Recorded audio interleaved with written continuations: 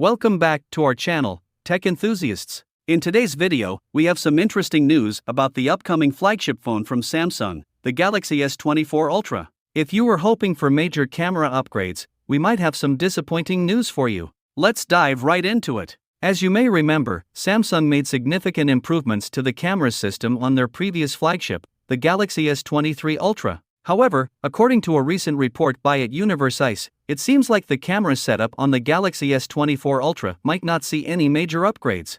The report suggests that the Galaxy S24 Ultra will feature the same 200MP ISOCELL HP2 sensor for its primary camera, which is an impressive sensor, no doubt. Additionally, the telephoto camera with 3x optical zoom will utilize the 12MP Sony IMX754 sensor, while the ultra-wide camera will employ the 12MP Sony IMX564 sensor. However, the only sensor that is receiving an upgrade is the telephoto camera, which will now offer 10x optical zoom. This means that if the report is accurate, we might only see minor improvements in the 10x zoom performance of the Galaxy S24 Ultra. The other camera quality enhancements would most likely come from software and processing improvements.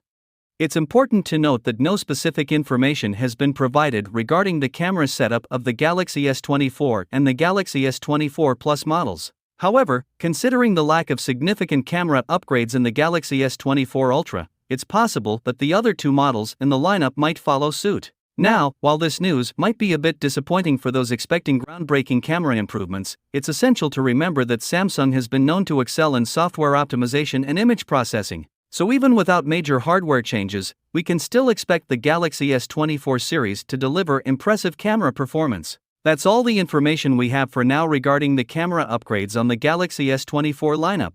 We'll keep you updated as we learn more about these devices. Let us know in the comments what you think about these potential camera improvements, or rather, the lack thereof.